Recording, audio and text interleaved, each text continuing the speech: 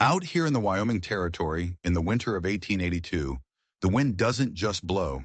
It cuts. It carves the snow into shapes you see in your nightmares. And riding straight into the heart of it was a man named Jackson Hayes. His face was weathered leather, turned away from the storm's bite, his body a solid block against the gale.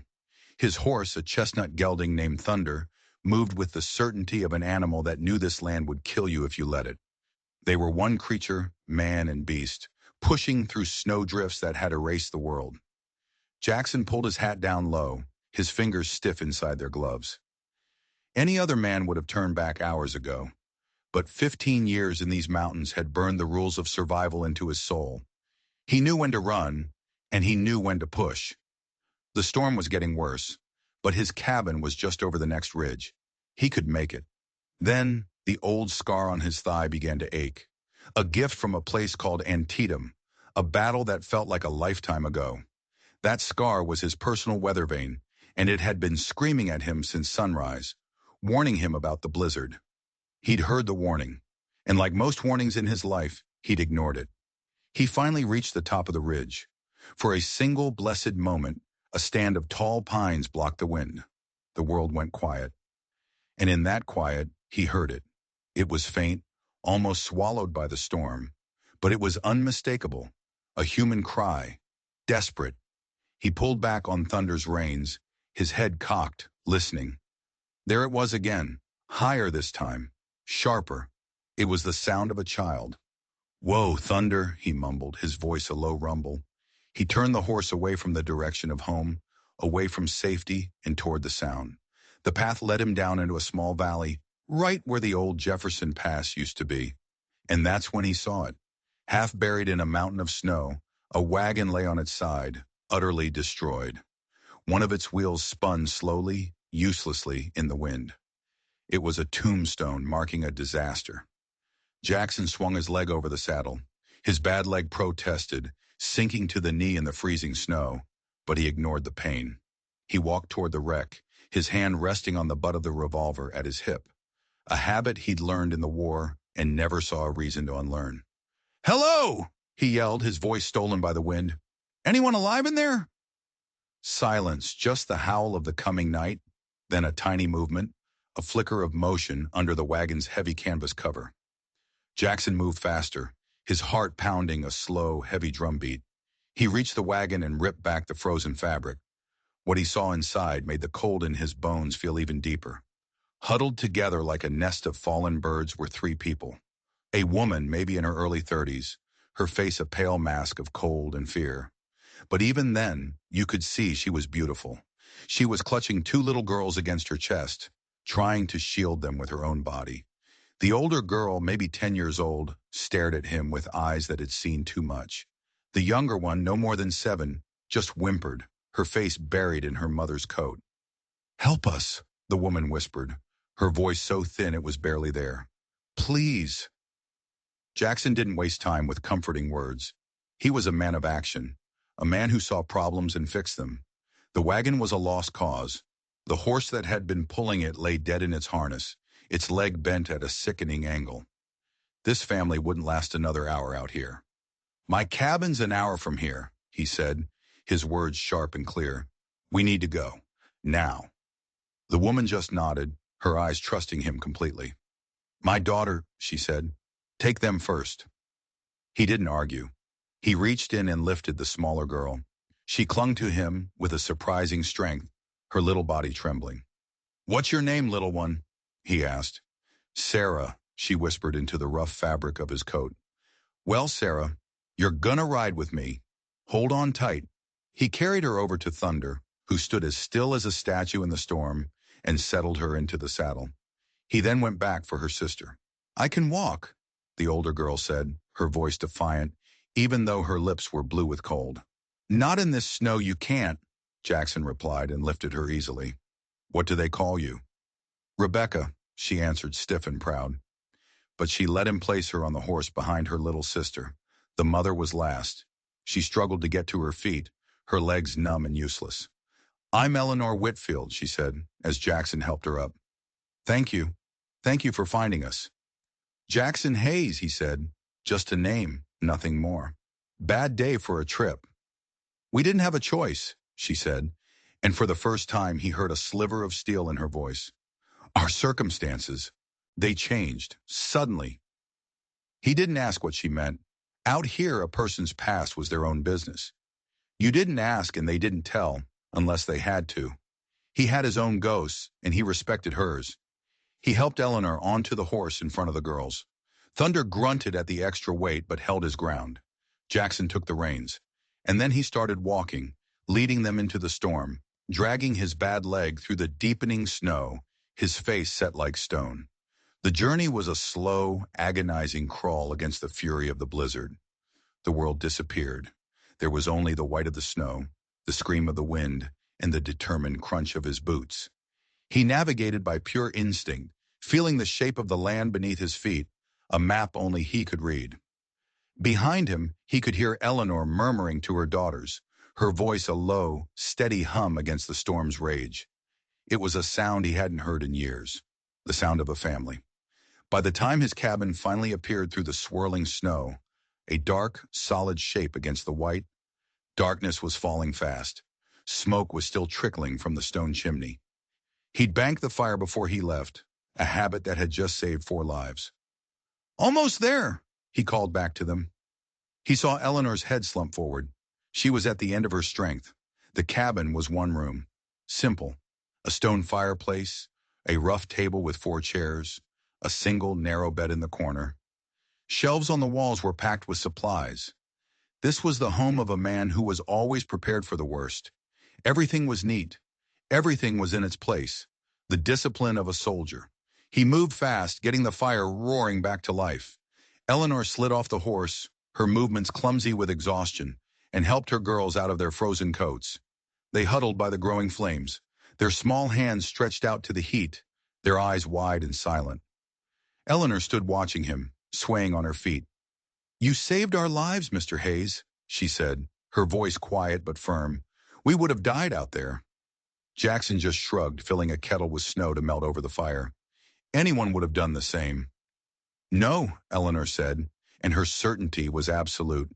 "Not anyone." Her eyes scanned the room, taking in the single bed, the solitary chair, the starkness of it all. "We've intruded on you." "It's nothing," Jackson said, already slicing salt pork into a cast-iron pan. "Storm will be gone by morning.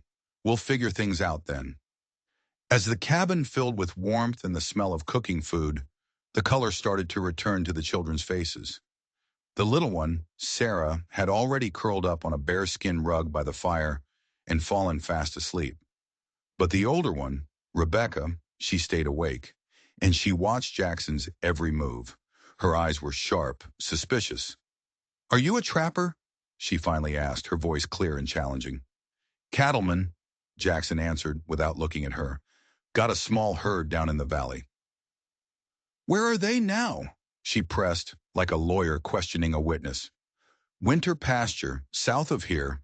Hired a man to watch 'em till spring." Rebecca seemed to consider his answer, then gave a small, sharp nod. She seemed satisfied. For now. "We were on our way to our farm," she said. "On Widow's Ridge." Jackson's hand froze for a fraction of a second over the sizzling pan. Widow's Ridge. The old Whitfield place. He knew that place. It had been empty for months. "It's our home," Eleanor said, her voice cutting through his thoughts. There was no room for argument in her tone. "My husband's family has owned that land for 2 generations." Jackson just nodded, keeping his face a blank mask. He couldn't let them see the shock. He couldn't let them see the recognition in his eyes. Whitfield. That name. It wasn't just a name. It was a ghost. A memory he had tried to bury deep. "It's good land," he said, forcing the words out, "but it's isolated, especially in winter." "We know the challenges," Eleanor replied, her chin held high. "We will manage." Jackson looked at this woman, with her 2 little girls and her fierce pride, and he knew she believed it. But he also knew the truth about Widow's Ridge. He knew how cruel that place could be. Doubt flickered in his mind, but he said nothing. He had learned long ago that you couldn't argue with a person's hope. They ate in silence. The hiss of the fire and the howl of the wind were the only sounds. The girls ate like they hadn't seen food in days. Eleanor just picked at her plate, her exhaustion of physical presence. After they were done, Jackson pointed to his bed.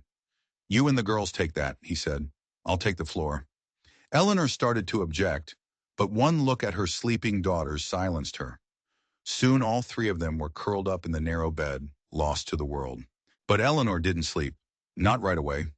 She watched Jackson as he sat by the fire, methodically cleaning his rifle, his movements practiced and efficient. "Why did you help us?" she asked, her voice a soft whisper in the dark. Jackson didn't look up. It would have been wrong not to. "Many men would have ridden right past," she insisted. "A woman and 2 children are a burden, especially out here, especially now." His hand stopped moving. The rifle lay still across his lap. "I've seen enough death to last 10 lifetimes, Mrs. Whitfield," he said, his voice low and gravelly. "I'm not looking to add to the count." There was something in his voice, a finality, a darkness, that stopped her from asking any more questions. She closed her eyes and finally sleep took her. For a long time Jackson just sat there, listening to the rhythm of their breathing. Then he reached into his saddlebag and pulled out a small, leather-bound journal. By the flickering light of the fire, he began to write. December 15th, 1882. Found 3 souls in the storm. A woman named Whitfield and her 2 daughters. They're heading for the old place on Widow's Ridge. He paused, the pen scratching against the paper. Whitfield. Could she be his? Benjamin's widow? The timing is right. If she is, then fate has a sick sense of humor. To put her, of all people, in my path, after all this time. He stared into the flames, the memory hitting him like a physical blow. The face of a dying man. A promise made. A promise broken. I made a promise to a man I let die. I told him I'd look after his family, and then I rode away and never looked back. Maybe this is a second chance, or maybe it's just another ghost come to haunt me. He closed the book and shoved it deep into his saddlebag, hiding it from the world. He stretched out on the hard floor, his revolver lying on the blanket beside him, within easy reach. Outside, the storm raged on, trying to tear his little cabin from the earth. But inside, for the first time in a long, long time, Jackson Hayes was not alone, and he had never felt more trapped. The next morning, the world was born again in blinding white. The storm had passed, leaving behind a silence so deep it felt holy. Jackson was already awake, the smell of strong coffee filling the small cabin. Eleanor sat up, her eyes blinking in the unfamiliar room. The memory of the day before crashed down on her, and she looked over at her daughters, still sleeping soundly, relief washing over her face. "Coffee?" Jackson asked. He held out a tin cup and she took it, her hands wrapping around the warmth. "Thank you," she said, "for all of it." He just gave a short, sharp nod. "Storm's over," he said, turning his attention to the fire. "But there's 3 feet of new snow out there. That wagon of yours is buried deep." "Can we make it to the farm today?" Eleanor asked, the steel returning to her voice. She wasn't a woman who dwelled on yesterday's disasters. She was already focused on tomorrow's battles. "It's possible," Jackson said, his voice slow and thoughtful. "But it'll be hard going, especially for the little ones." "We've come this far," she said, her voice firm.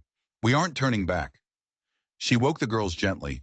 They sat up, looking around the cabin with a renewed sense of wonder. Rebecca, the older one, went straight to the small window, her breath fogging the cold glass. "It's all white," she whispered, her usual suspicion forgotten for a moment. Sarah scrambled to join her, standing on her tiptoes. "It looks like someone spilled a giant bowl of sugar," she giggled. Jackson watched them from the corner of his eye. He wasn't used to children. He wasn't used to their noise, their laughter, their ability to find magic in a world that he only saw as a struggle for survival. Over a breakfast of cornmeal mush and molasses, Eleanor finally told him a piece of her story. "We were staying with my cousin in Laramie," she began, her voice steady and measured. "Ever since my husband vanished, 8 months ago." Jackson kept his face perfectly still. "Benjamin went to meet a business partner," she continued, her knuckles turning white around her coffee cup. "And he just never came back. Most people think he ran off. Abandoned us." She looked Jackson straight in the eye. But I know my husband. He would never, ever leave his family. A muscle in Jackson's jaw tightened. So what brings you back to the ridge now? My cousin is moving back east. There was no more room for us. Her pride was a shield. He could see it in the straight line of her back, the unwavering clarity of her gaze. The farm is all we have left. It's our land. That farm's been sitting empty all summer, all fall, Jackson pointed out, his voice flat. Might not be much of a home to go back to. Then we will rebuild it, Eleanor said simply. The words hung in the air, a declaration of war against the wilderness itself. Jackson knew then that there was no use arguing.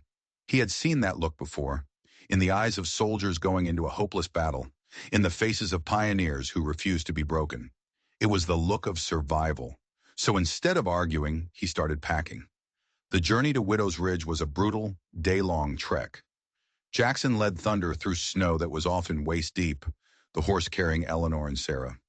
Rebecca, stubborn and proud, insisted on walking beside Jackson, her small face set in a look of fierce determination. He found himself admiring her spirit, this small girl who refused to be carried. As they finally crested the last hill, the farm came into view. It was a dark, lonely silhouette against an endless sea of white. Even from a distance, Jackson could see the neglect. A section of the fence had collapsed. The barn door hung crooked on a single hinge. The whole place had the dead, still feeling of a place that had been forgotten. Eleanor's shoulders slumped, just for a second, before she straightened them again. It was the only sign she gave that the reality of her situation was finally crashing down on her. It's just as I remember it, she said, but her voice was hollow. The closer they got, the worse it looked. Windows were broken, boarded up with rotting planks. Snow had drifted inside the house itself, forming pale white mounds on the floor. Stay here, Jackson said as they reached the porch. Let me check it first. He didn't want the children to see what might be inside. An abandoned house could be a den for wolves, or worse, for desperate men. He pushed the door open. It shrieked on its rusty hinges, the sound echoing through the cold, dead rooms. The house was empty. Empty of people, empty of warmth, empty of life. But the structure was solid. The roof had held. He moved through the rooms, his boots crunching on frozen dust and mouse droppings. The furniture was still there, draped in cobwebs. He went back outside. Eleanor was waiting, her face a pale question. House is sound, he reported. Needs a hell of a lot of work, but the bones are good. No one's been here. Relief washed over her face, so powerful it almost brought her to her knees. Thank you, she whispered. We can take it from here. Jackson looked at her. He looked at the two little girls, their faces pinched with cold. He looked at the broken-down house, at the empty woodpile, at the setting sun that was already turning the sky a bruised purple. The temperature was about to plummet. They had no food beyond what was in his saddlebags. They had no way to stay warm. They wouldn't survive the night. I'll stay, he heard himself say. The words came out before he could stop them. Just for tonight. Get a fire going. Patch those windows. Eleanor opened her mouth to protest, to cling to her pride. But just then, a gust of wind tore across the ridge, so cold it felt like a physical blow.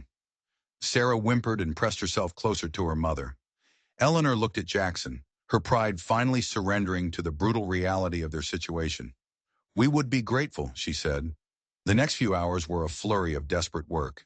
Jackson used canvas from his pack to cover the broken windows. He fixed the latch on the front door. He got the horse settled in the barn, which was in slightly better shape than the house. Inside, Eleanor and the girls were sweeping, cleaning, fighting back months of decay and dust. By the time darkness fell, Jackson had a fire roaring in the big kitchen stove, and the house had lost its tomb-like chill. He brought in armfuls of firewood from a half-rotten pile he found out back. This is enough for the night, he said, dumping the last of it by the stove. But you'll need more, a lot more, and supplies from town. Eleanor just nodded, her focus on the pot of beans and salt pork she was heating on the stove. We'll manage, she said again. It was her prayer, her mantra. Later, after the girls had eaten and fallen into an exhausted sleep in the back room, a tense silence fell between the two adults. Eleanor was scrubbing their tin plates. Jackson was using his hunting knife to pry a loose floorboard back into place. "Why are you really doing this, Mr. Hayes?" Eleanor asked suddenly, her voice cutting through the quiet. "You've done more than any stranger ought to. More than simple decency requires." Jackson didn't look at her. He kept his eyes on the floorboard. "Told you, couldn't let you freeze." "That explains yesterday," she said, her voice sharp, insistent. "It doesn't explain today. It doesn't explain staying here, fixing our house, giving us your food." He finally stopped his work and looked up at her. His face was a mask of shadows in the dim light from the stove. "Maybe I see a hard road ahead of you," he said, his voice low. "And maybe I just want to clear the first few stones from the path. It's not more complicated than that." Eleanor stared at him, her eyes searching his face, trying to read the secrets he kept hidden there. "You knew him, didn't you?" she asked, her voice barely a whisper. "My husband. You knew Benjamin." The question landed between them like a physical weight. Jackson's hands went still. His silence was a confession. "How?" she pressed. "How did you know him?" He sat back on his heels, the lie already forming on his tongue. It tasted like ash. "I saw him in town once or twice," and he said. The half-truth felt worse than a full lie. "He seemed like a decent man." Her eyes never left his face. She knew he wasn't telling her everything. "Benjamin told me about a rancher who lived down in the valley," she said softly. "He said the man was good, but haunted, a hermit. I always wondered if he meant you." Jackson stood up, brushing the dust from his pants. He needed this conversation to be over. "Lots of solitary men in these mountains, Mrs. Whitfield." He walked over to his saddlebags, turning his back to her. "I'll be heading out at first light. I'll leave you what's left of the provisions. Should last a few days." She didn't ask any more questions. But as he spread his coat on the floor by the stove to make his bed, he could feel her eyes on him, full of suspicion and a dawning fear. Long after Eleanor and the girls were asleep, Jackson pulled out his journal again. The fire in the stove had burned down to glowing embers, casting a faint red light on the page. She knows. She doesn't know how she knows, but she suspects. "She asked me about Benjamin." He stopped writing, his knuckles white around the pen. "How do I tell her the truth? How do I look that woman in the eye and tell her that her husband died in my arms? That he bled out in a dirty mining camp while begging me to look after his family? A promise I made and then broke the second I rode away." He thought about the look on Rebecca's face, the suspicion in her eyes. That girl was too smart. She would figure it out. Some truths are a weapon, and I can't bring myself to use it on them. Not now. Not when they're already fighting for their lives. He closed the journal. The house was quiet, but his mind was screaming. He remembered it all so clearly. The argument over a worthless mining claim, the shouting, the flash of a gun, Benjamin Whitfield on the ground, his life pouring out into the dust. "My family, on the ridge, promised me." He had promised. And then he had buried the man in an unmarked grave and run. He had told himself it was for the best. What could a broken man like him offer a grieving family? Nothing but more darkness. But now fate, or God, or the devil himself had brought them right to his door. The debt had come due. Jackson lay on the hard floor, listening to the wind moan around the corners of the house. It sounded like a ghost, whispering a name.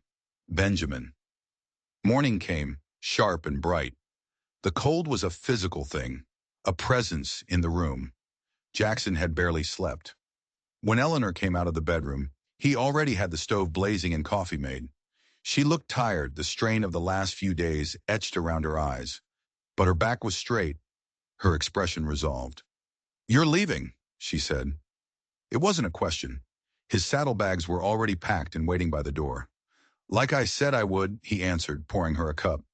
"I left the rest of the supplies on the kitchen table. It's enough for a week if you're smart with it." She took the cup, her fingers trembling slightly.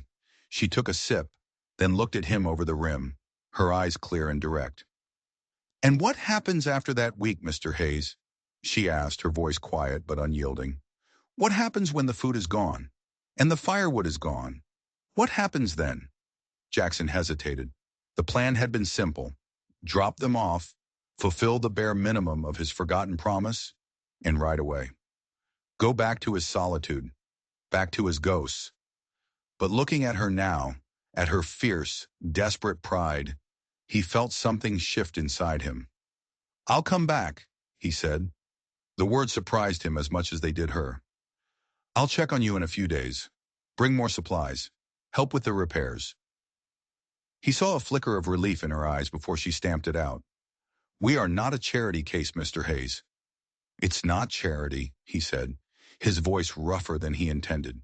"It's called being a neighbor. It's the only way people survive out here." Before she could argue, a small voice came from the bedroom doorway. "You're going away?" It was Sarah.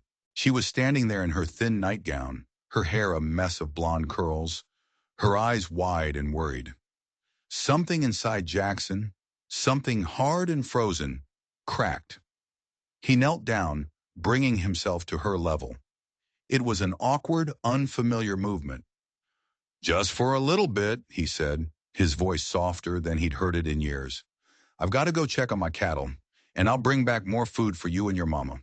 Sarah thought about this for a moment, her little face serious. "Will you bring more biscuits?" she asked. "The ones you made yesterday were really good." For the first time in what felt like a lifetime, a genuine smile touched Jackson's lips. "I think I can manage that," he said. "And a story," she added, growing bolder. "Rebecca reads to me, but I like new stories." "Sarah," Eleanor said gently, "don't bother Mr. Hayes." "It's no bother," Jackson said, standing up. He suddenly felt a desperate need to leave, to get back out into the cold, clean air where things made sense. "I'll be back. 3 days. 4 if the weather turns bad." He gave a nod to Eleanor and a clumsy pat on Sarah's head. Then he was out the door and into the blinding morning light. He was saddling Thunder in the barn when he felt a presence behind him. He turned. It was Rebecca. She was standing in the doorway, her arms crossed, her expression a perfect copy of her mother's stubborn pride. "You'll really come back?" she asked. It wasn't a question. It was an accusation, a challenge. "I said I would," Jackson answered, pulling the cinch tight. "People say things they don't mean," she said, her voice flat, old. "My papa said he would always be here to protect us." Then he left, and he never came back. The words hit Jackson like a punch to the gut. He stopped what he was doing and turned to face her. He saw the raw pain hidden beneath her tough exterior. This wasn't a child's doubt. This was a deep, festering wound. "I keep my promises, Miss Rebecca," he said, his voice low and serious. 3 days. She just stared at him, her sharp eyes weighing his words, searching for the lie. "My mother doesn't believe he left us on purpose," she said, her voice dropping to a near whisper. "She thinks something terrible happened to him." Her gaze was relentless. "Do you think she's right?" The directness of the question staggered him. He looked away, busying himself with his saddlebags, unable to meet her eyes. "Your mother knew your father better than anyone," he said, the words careful, evasive. "If that's what she believes, she must have her reasons." "That's not an answer," Rebecca shot back, her voice sharp as a shard of glass. "No," Jackson admitted, turning back to face her. "It's not." He swung himself up onto Thunder's back and looked down at the small, defiant girl. "Some questions don't have easy answers, Rebecca, but I'll be back in 3 days. You can count on that." He rode away from the lonely farm, not looking back. He knew they were watching him, one with a fragile, budding hope, the other with the cold, hard certainty that he was just another man who was going to break his word. The weight of their eyes felt heavier than the blizzard. 3 days. He had made a promise, and this time he was terrified he might actually keep it. 3 days later, Jackson rode back over the ridge. The sky was a hard, brilliant blue, and the snow threw the sunlight back in his eyes. He wasn't just leading Thunder this time. He had a second horse, a sturdy pack mule named Scout, loaded down with supplies, sacks of flour and beans, tins of coffee and sugar, slabs of salt pork, but also tools, a hammer, a saw, a box of nails, rolls of canvas, and a small wooden crate that made a soft clinking sound when the mule moved. As he got closer to the farm, he could see things were different. A steady plume of smoke was rising from the chimney. A wide, clear path had been shoveled from the front door of the house to the barn. and the broken windows were no longer gaping holes. They'd been covered with oiled paper, a clever trick that let in a dull, yellow light while keeping out the wind. Before he even reached the house, the front door burst open. Sarah came flying out, her face lit up like the morning sun. "Mr. Hayes, you're back! You came back!" She ran towards him, stumbling in the snow, her laughter echoing in the crisp air. Jackson swung down from his saddle, and that rare small smile touched his face again. "I told you I would, Miss Sarah." "You brought another horse," she squealed, running up to the pack mule. "Can I pet him?" "This is Scout," Jackson said, "and I suppose he wouldn't mind." Just then, Eleanor appeared in the doorway, a wool shawl wrapped tightly around her shoulders. There was a smudge of soot on her cheek, and her hands were raw and red. She looked tired, but she also looked stronger, more settled. "Welcome back, Mr. Hayes," she said, her voice even. Jackson just nodded, already starting to unload the mule. "Brought you a few things." Then Rebecca came around the corner of the house, her arms full of firewood. She stopped dead when she saw him. Her face was a battleground of emotions, surprise, relief, and a flicker of something that looked like triumph. "You actually came back," she said. It wasn't a question this time. It was a fact. "I told you I would," Jackson said. He reached into his coat and pulled out a small paper-wrapped package. "Got something for you. Peppermint sticks." For the first time, Rebecca's serious expression cracked. A real smile, quick and bright, flashed across her face. "Thank you," she mumbled, quickly hiding the package in the pocket of her apron before her composure returned. They spent the rest of the afternoon unpacking. Jackson was stunned by what they had accomplished. The inside of the house was spotless. They had found 3 half-wild chickens roosting in the barn and had already built a small coop for them. Eleanor had repaired a broken chair with strips of leather she'd cut from an old harness. They weren't just surviving, they were fighting back. They were making this broken place a home. That evening they ate a stew Eleanor had made from a rabbit she'd caught in a snare. The atmosphere was different, easier. The three of them had found a rhythm in his absence, a way of being a family again. Jackson felt like an outsider, a guest at their table. It was a strange, unsettling feeling. After dinner, as Eleanor and Sarah were washing the dishes, Rebecca came and sat on the floor by the fire, where Jackson was mending a tear in his saddle blanket. She watched him for a long time, her chin resting on her knees. "Is it hard?" she asked suddenly. "Taking care of all those cattle by yourself?" "It has its moments," Jackson said, not looking up from his work. "Winters are tough. Wolves are always a problem, but cattle are simple. You give them what they need, and they don't ask for more." "They're not like people," Rebecca said with a wisdom that was far beyond her years. Jackson glanced at her, a flicker of surprise in his eyes. "No," he said, "they're not." "Do you like it?" she asked, her voice soft. "Being alone?" The question caught him off guard. He put down his needle and thread and looked at her. "I don't really think about it in terms of like," he said slowly. "It's just the way it is." "But you could change it," she insisted, her gaze direct and unflinching. "If you wanted to." "Some things are harder to change than others, Rebecca," he said, his voice gentle. "Some roads, once you start down them, they don't have a place to turn around." She was quiet for a moment, absorbing his words. "My papa used to say that a man forges his own path," she said, her voice so low he had to lean in to hear her. "He said nothing is set in stone, except for a gravestone." The words hit Jackson like a physical blow. It was a phrase Benjamin Whitfield had said all the time, his personal motto. Jackson's blood ran cold. He couldn't hide the flicker of shock on his face, the sudden tension in his body, and Rebecca saw it. Her eyes narrowed. "You knew him," she said, her voice a sharp, accusing whisper. "You knew him much better than you told us." Before Jackson could answer, before he could build the lie, Eleanor called from the kitchen. "Rebecca, time to get ready for bed."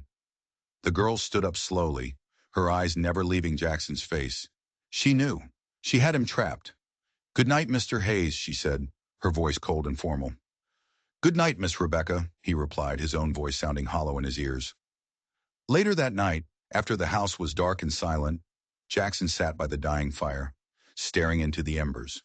The girl's words echoed in his mind. You knew him. He hadn't just known Benjamin Whitfield. They had been partners. It had all started a year ago. A rumor of a gold strike in the mountains to the west.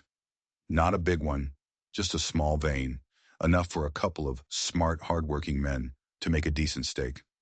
Jackson, tired of the lonely life of a cattleman, had decided to take a chance. And so had Benjamin Whitfield, a farmer desperate to provide a better life for his family. They had found it too. A small, rich vein of gold, hidden away in a narrow canyon. For a few months they had worked in secret, stockpiling the gold dust, dreaming of the future. Benjamin talked endlessly of his wife and daughters, of the grand house he would build them, the fine dresses he would buy. Jackson just listened, the idea of a future a foreign concept to him. But secrets like that, they don't stay secret for long in the West. Word gets out, and word reached the ears of a man named Silas Croft. Croft was a land baron, a vulture who owned half the territory and was always looking to own the other half. He didn't find gold, he took it. He had a gang of hired guns, brutal men who enforced his will.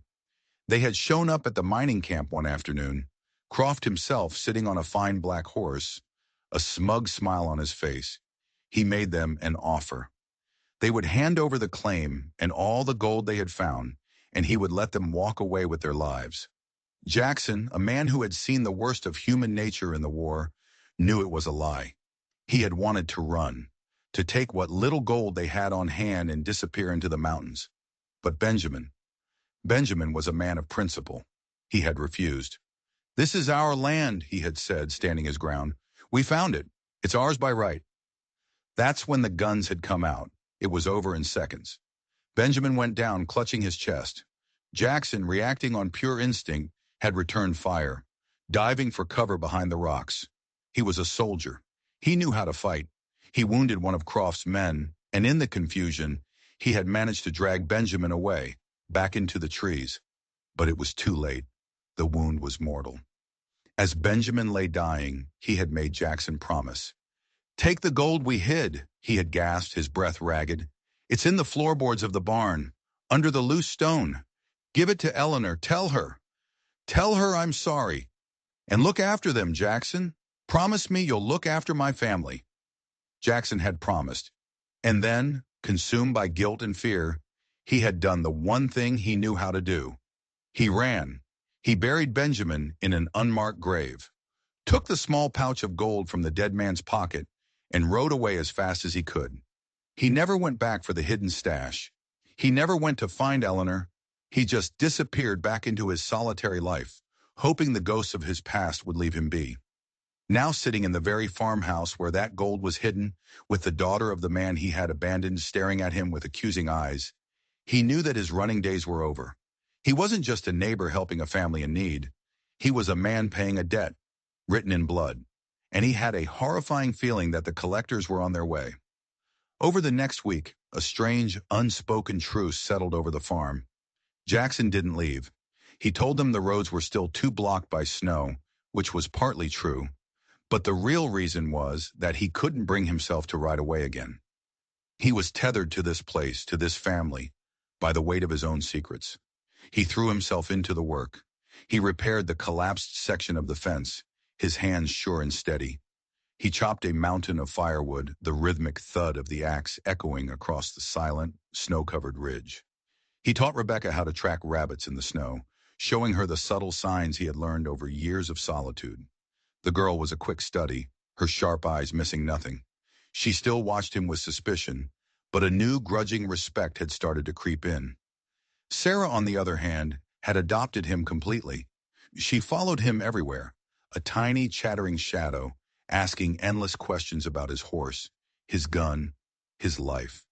She would sit by the fire at night and demand stories, and Jackson, to his own astonishment, found himself telling her tales of the mountains, of brave horses and clever coyotes, making them up as he went along.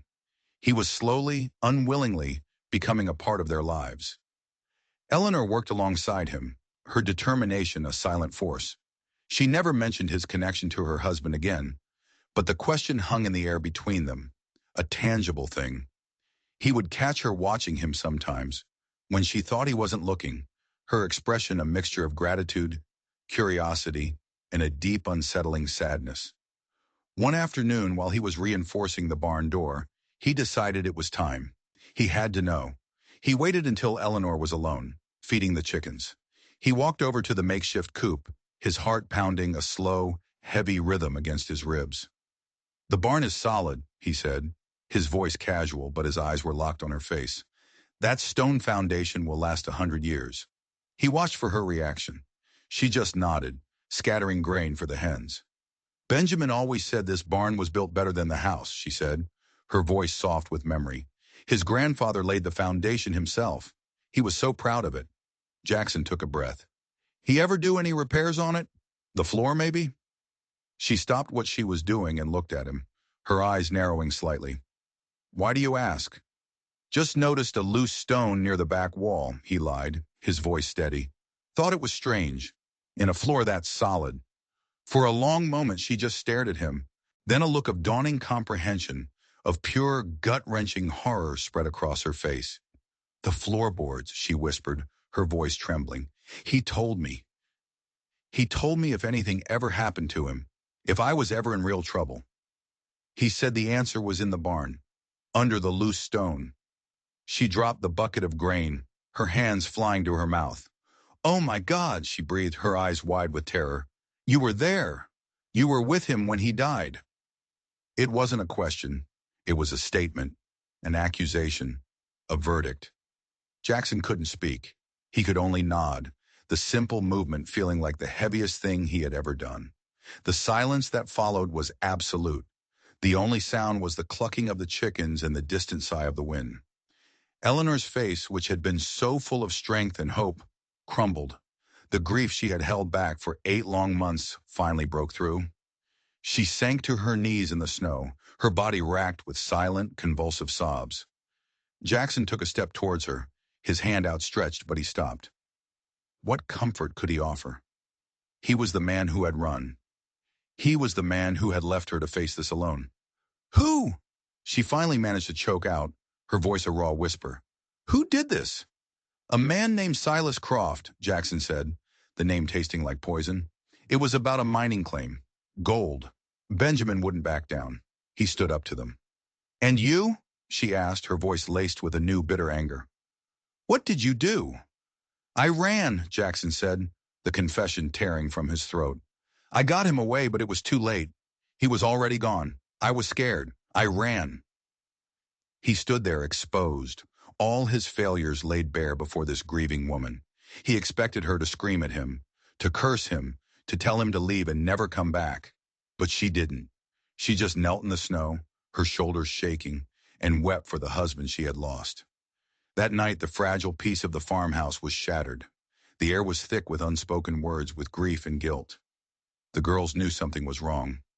Rebecca watched her mother with worried eyes while Sarah stayed unusually quiet, sensing the change in the atmosphere. After the children were in bed, Jackson found Eleanor sitting at the kitchen table, staring into the darkness. "There's gold hidden in the barn," he said, his voice flat. "A lot of it. It's what Benjamin wanted you to have. It's why Croft killed him, and it's what Croft is still looking for." Eleanor looked up at him, her eyes red and swollen but clear. "So my cousin in Laramie," she began. "He didn't just decide to move east, did he?" Jackson finished for her. She shook her head. "A man came to the house a few weeks ago, a rough-looking man. He asked a lot of questions about Benjamin, about where he might have gone. He said he was an old business partner. I knew he was lying. He had cold eyes, the eyes of a killer. I was terrified. I packed our things that night and we left before dawn. I told the girls my cousin was moving so they wouldn't be scared. But we were running, Jackson. We've been running ever since." The pieces of the puzzle clicked into place, forming a terrifying picture. They hadn't just stumbled into a blizzard. They had been fleeing for their lives, and they had run straight to the one place Croft's men would eventually come looking. "He knows," Jackson said, a cold certainty washing over him. "Croft knows the gold wasn't at the camp. He must have figured Benjamin hid it somewhere, and this farm is the only place it could be." A new kind of fear entered Eleanor's eyes. Not the fear of a widow facing the wilderness alone, but the fear of a mother protecting her young.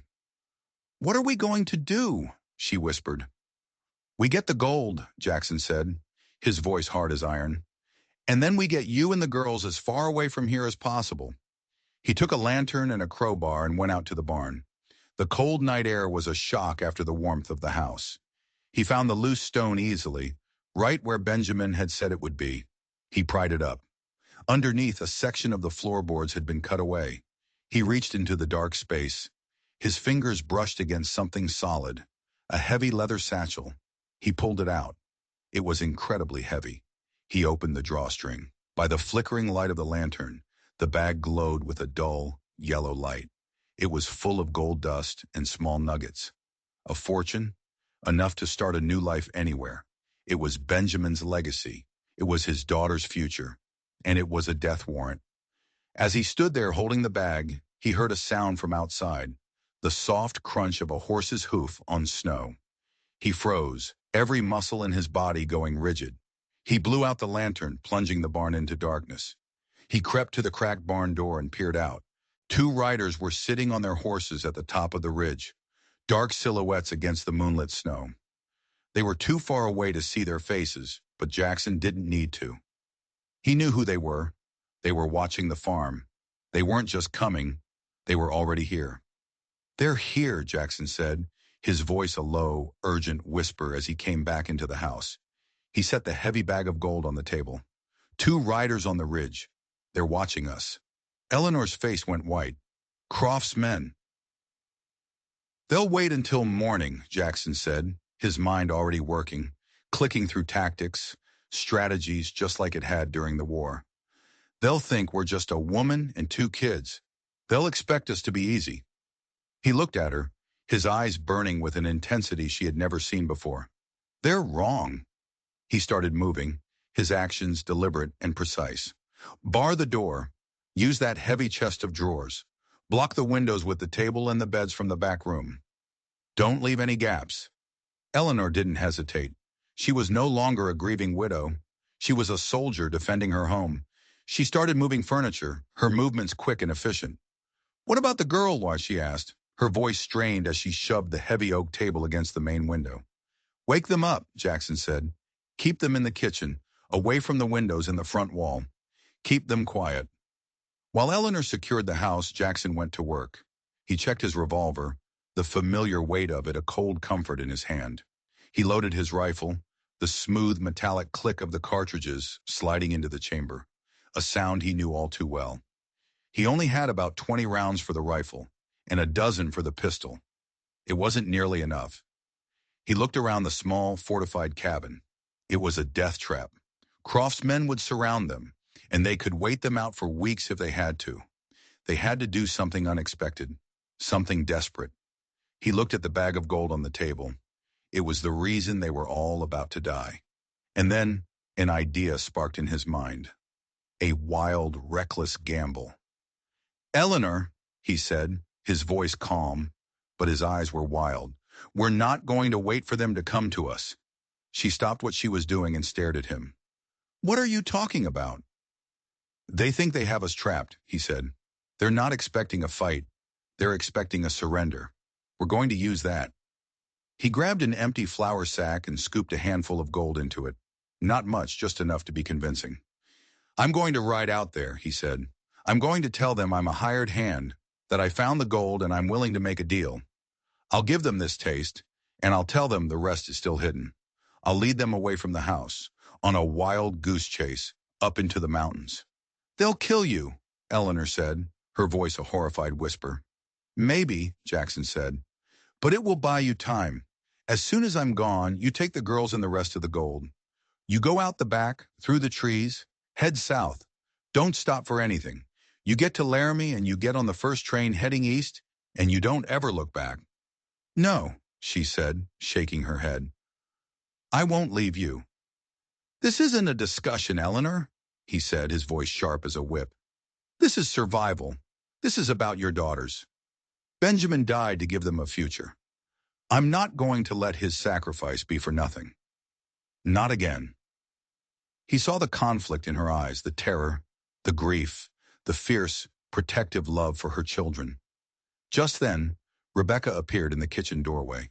She was fully dressed, her face pale but her eyes clear. "Mama," she said, her voice steady, "Mr. Hayes is right." Eleanor looked at her daughter, at her brave, serious face, and her resolve crumbled. She nodded, her eyes filling with tears. "Be safe, Jackson," she whispered. Jackson gave her a short, hard nod. He pulled on his coat and hat, grabbed the small sack of gold, and headed for the door. At the last moment, he turned back. "Rebecca," he said, "you're in charge until your mother gets her bearings. You're strong. You can do this." The girl just nodded, her eyes wide. "I know," she said. He slipped out the back door and crept to the barn. The two riders were still on the ridge, patient as wolves. He saddled Thunder, his movements silent in the darkness. He took a deep breath, the freezing air burning his lungs. This was it. He nudged Thunder into a slow walk, riding out into the open, straight towards the two men on the ridge. He held the flour sack up high so they could see it in the moonlight. He was the bait, and the trap was set. He rode slowly, deliberately, up the slope toward the two silhouettes. They watched him approach, unmoving. As he got closer, he could make out their shapes more clearly. They were big men, bundled in heavy winter coats, rifles held casually across their saddles.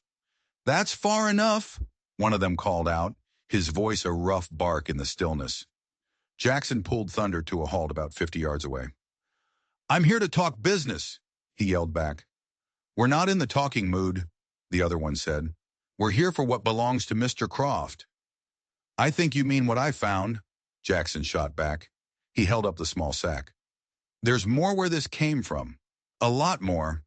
But the woman inside, she doesn't know where it is. Only I do." He could see them exchange a look.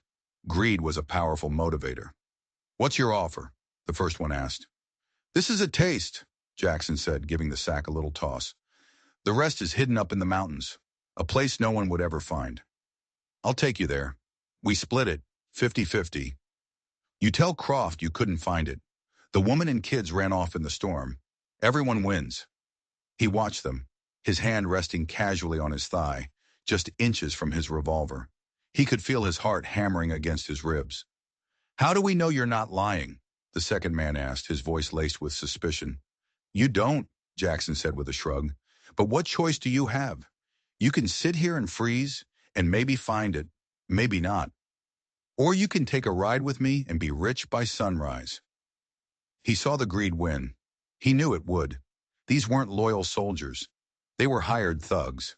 "All right, cattlemen," the first one said. "You ride ahead. We'll be right behind you. And you try anything, anything at all, and we'll put a bullet in your back." "Fair enough," Jackson said. He turned Thunder and started riding, leading them away from the farmhouse, away from the family he had to protect. He didn't look back. He couldn't. He led them north, up into the treacherous, snow-choked passes of the high country. He knew these mountains like the back of his hand. He knew every trail, every rock, every dead end. He was leading them into a labyrinth of his own choosing. For hours they rode in silence, the only sound the crunch of the horses' hooves in the deep snow. The moon cast long, eerie shadows across the landscape. The temperature continued to drop. He was buying Eleanor time. With every step the horses took, she and the girls were getting further away, further towards safety. The thought gave him strength. He led them up a narrow, winding canyon, the walls of rock rising up on either side of them. This was the place. "It's just up ahead," he called back to them. "An old prospector's shack. That's where I stashed it." They followed him into the canyon. The path grew narrower, forcing them to ride in single file. Jackson was in the lead, the two gunmen close behind. This was his only chance. He rounded a sharp bend in the trail, and for a few seconds, he was out of their line of sight. He acted instantly. He leaped from Thunder's back, slapping the horse hard on the rump. "Go, boy, go!" he yelled. Thunder, trained for just such a moment, bolted down the trail. Jackson scrambled up the rocky side of the canyon, finding handholds in the frozen stone. He pulled himself up onto a narrow ledge, about 10 feet above the trail, and drew his revolver. A second later, the two riders came around the bend. They saw Thunder disappearing up the trail, riderless. "It's a trap!" one of them yelled, already reaching for his rifle. But it was too late. Jackson fired. The sound of the shot was deafening in the narrow canyon. The first rider cried out and fell from his horse, a dark stain spreading across his chest. The second man was faster. He dove from his saddle, rolling behind a large boulder for cover. He came up with his rifle, firing blindly up at the ledge. Chips of rock exploded near Jackson's head and he ducked back. It was a standoff. One man with a rifle dug in behind cover, and Jackson on an exposed ledge with only a pistol. He was outgunned. He was trapped. He had saved them, but he had doomed himself. He peered over the edge of the ledge. The gunman was reloading. Jackson knew he had only one chance. He took a deep breath, stood up, and jumped. He landed hard in the deep snow at the base of the cliff, the impact jarring every bone in his body. His bad legs screamed in protest. He rolled, coming up with his pistol extended, just as the gunman whirled around, bringing his rifle to bear. They fired at the same time. A white-hot poker of pain seared through Jackson's left shoulder. The force of the bullet spun him around, and he fell face first into the snow. His pistol dropped from his numb fingers. Through the ringing in his ears, he heard a grunt and the sound of a heavy body slumping to the ground. He had done it. He had won. He tried to push himself up, but his arm wouldn't obey. A black fog was closing in at the edges of his vision. The snow beneath him was turning red. So this is it, he thought, a strange sense of peace settling over him. He had kept his promise. They were safe. That's all that mattered. His last conscious thought was of a little girl with blonde hair, asking him for another story. He closed his eyes and let the darkness take him. He woke to the sensation of being dragged. His body was a symphony of pain. He opened his eyes. The world was a blurry mess of white snow and gray sky. He felt rough hands on him, pulling him. He tried to fight, but he had no strength. This was it. Croft had more men. They had found him. "Hold still, you fool," a familiar voice grumbled. "You're bleeding all over my good coat." Jackson blinked, his vision slowly coming into focus. He looked up. It wasn't one of Croft's men. It was Eleanor. Her face was grim, her jaw set, her hands covered in his blood as she struggled to drag him through the snow. And right behind her was Rebecca, her small face pale with fear, but her eyes full of a fierce determination, holding his rifle in her small hands. "What? What are you doing here?" Jackson managed to gasp, the words a painful rasp.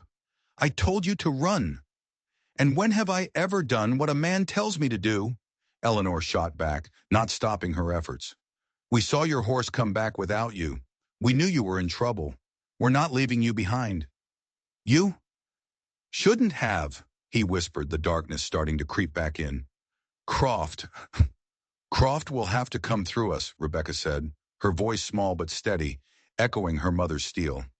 They managed to get him back on his own horse, slung over the saddle like a sack of flour. The journey back to the farmhouse was a blur of agony for Jackson. He drifted in and out of consciousness, aware only of the pain in his shoulder and the steady, reassuring presence of Eleanor and her daughters beside him. They got him inside and onto his own bed. He was burning with fever. Eleanor, using skills she must have learned somewhere in her hard life, cleaned and bandaged the wound as best she could. It was a clean shot, straight through the muscle, but he had lost a lot of blood. For 2 days he hovered between life and death.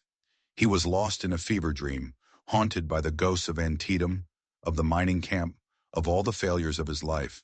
Through it all, he was vaguely aware of Eleanor being there, placing cool claws on his forehead, forcing sips of water and broth between his lips. He heard the quiet, worried voices of the girls. On the 3rd day, the fever broke. He woke up, his mind clear for the first time, his body weak but no longer on fire. Eleanor was sitting in a chair by his bed, her face exhausted. "You're awake," she said, a small, relieved smile touching her lips. "You saved my life," he said, his voice a hoarse whisper. "We're even then," she replied. But they both knew it wasn't true. The danger wasn't over. In fact, it was just beginning. Croft would know his men were dead. He would know the gold was still here. And he wouldn't send 2 men next time. He would come himself. And he would bring an army. "We have to go," Jackson said, trying to sit up. But the pain in his shoulder forced him back down. "Now!" While we still can. We can't, Eleanor said, her voice quiet but firm. You're too weak to travel, and another storm is coming. I can feel it in the air. She was right. The sky outside was a heavy, bruised gray. The wind was starting to pick up again, moaning around the corners of the house. They were trapped. He'll come for the gold, Jackson said. Eleanor looked over at the heavy leather satchel, which was sitting on the floor in the corner of the room. It looked like a dark, sleeping animal, full of venom.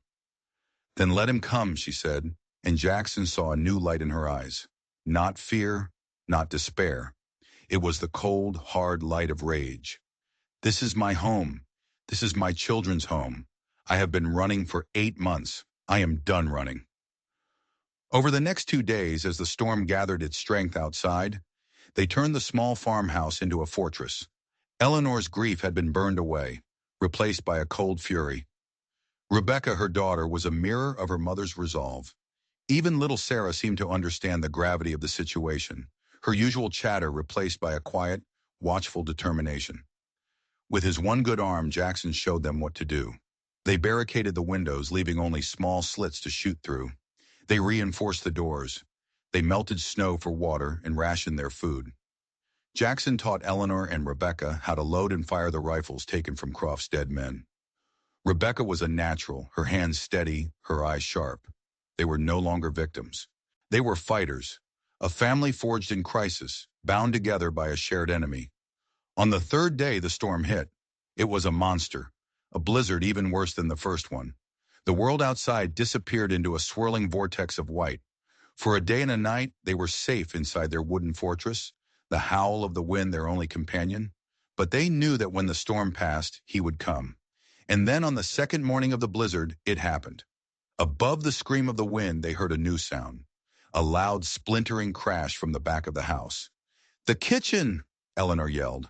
Jackson grabbed a rifle and, ignoring the searing pain in his shoulder, ran towards the sound. One of Croft's men, using the storm for cover, had managed to break down the back door with an axe. The huge, bear-like man stood there, snow swirling in around him, a look of triumph on his face. He never saw Rebecca. She was standing on a stool by the pantry, holding the other rifle. Her face was a pale, determined mask. She didn't hesitate. She pulled the trigger. The rifle bucked hard against her small shoulder, but her aim was true. The man staggered back, a look of pure shock on his face before collapsing into the snow. Silence. Then more shouting from outside. They weren't alone. The siege had begun. For the rest of the day, they fought. Croft had brought 6 men. They used the storm as cover, trying to break in from all sides. Gunshots echoed through the small house, mixing with the howl of the wind. Jackson, Eleanor, and Rebecca moved from window to window, returning fire, holding them back. They were outnumbered. They were trapped. But they were not broken. As darkness fell, the attack subsided. Croft was settling in for the night, waiting for them to run out of ammunition, or hope. Inside the battered farmhouse, they took stock. They were all alive, but the house was riddled with bullet holes. They were running low on ammunition. They knew they couldn't survive another day of this. "There's only one way," Jackson said, his face grim in the lantern light. "We have to end this. We have to take the fight to him." He looked at the bag of gold, the cause of all their misery. "Eleanor," he said, "get the fire in the stove as hot as you can." She looked at him confused, but she did as he asked. He then took the heavy iron skillet from the wall. "What are you doing?" Rebecca asked, her voice a whisper. "I'm paying our debt," Jackson said. He opened the satchel, took out a handful of gold nuggets, and dropped them into the skillet. He placed the skillet on the roaring stove. They watched in silence as the beautiful, precious metal began to melt, turning from solid rock into a pool of shimmering, liquid fire. An hour later, Jackson, his shoulder screaming in agony, crept out the back of the house, carrying a heavy covered bucket. The storm was beginning to let up, the wind dying down. He moved like a ghost through the snow, circling around to where Croft and his men had made their camp in a small grove of trees. He could see them, huddled around a small smoky fire. Silas Croft was there himself, a big, imposing man with a cruel face, shouting orders at his men. Jackson crept closer, his heart pounding. This was suicide, but it was their only chance. He got as close as he dared, just to the edge of the firelight. He took a deep breath, and then he stood up and hurled the contents of the bucket straight at Silas Croft. A shower of what looked like muddy water sprayed across Croft and the men closest to him. They looked up, confused, angry. "What the hell is this?" Croft bellowed, wiping the sludge from his expensive coat. And then they started to scream. It wasn't water. It was the melted gold, mixed with snow to cool it just enough to form a thick, searing paste. It stuck to their clothes, their skin, burning them with an unimaginable pain. In the chaos and confusion, Jackson opened fire. Eleanor and Rebecca, who had followed him out, did the same. Croft's men, panicked and disorganized, fell one by one. Silas Croft, his face a mask of agony and rage, managed to draw his pistol. He saw Jackson and fired. Jackson felt a searing pain in his side and collapsed to his knees. Croft stumbled towards him, raising his pistol for the final shot. But before he could fire, Eleanor was there. She stood over Jackson, her rifle aimed directly at Croft's heart. "This is for my husband," she said, her voice as cold and hard as the frozen ground, and she pulled the trigger. The morning after the battle, the world was silent. The storm was gone, leaving behind a clean, white landscape under a brilliant blue sky. The bodies of Croft and his men lay frozen in the snow, a grim monument to the fight for the farm on Widow's Ridge. Jackson was alive, but barely. The second bullet had glanced off a rib, a painful but not a fatal wound. Eleanor, with a grim efficiency that no longer surprised him, had patched him up again. They had won. They were alive, and they were free. In the weeks that followed, as the Wyoming winter slowly began to release its grip, they rebuilt. They repaired the bullet holes in the walls of the house. They mended the fences. They buried the gold deep in the woods, a dark secret that would remain their own. They didn't need it. They had something more valuable. They had each other. The solitary cattleman, the grieving widow, and the two orphan girls had become a family. Jackson taught Rebecca how to hunt and fish. Eleanor taught him how to laugh again. And Sarah, with her endless stories and bright, innocent joy, taught them both how to hope. The ghosts of the past were still there. The scar on Jackson's thigh still ached when a storm was coming. The memory of Benjamin Whitfield would always live in the house on Widow's Ridge. But they were no longer haunted. They had faced their demons in the heart of a blizzard, and they had won. They had found their home, not in a place, but in each other. And in the vast, unforgiving wilderness of the West, that was the only kind of home that truly mattered. If you enjoyed this story of survival and redemption, make sure you hit that subscribe button and ring the notification bell so you don't miss our next journey into the wild heart of the past.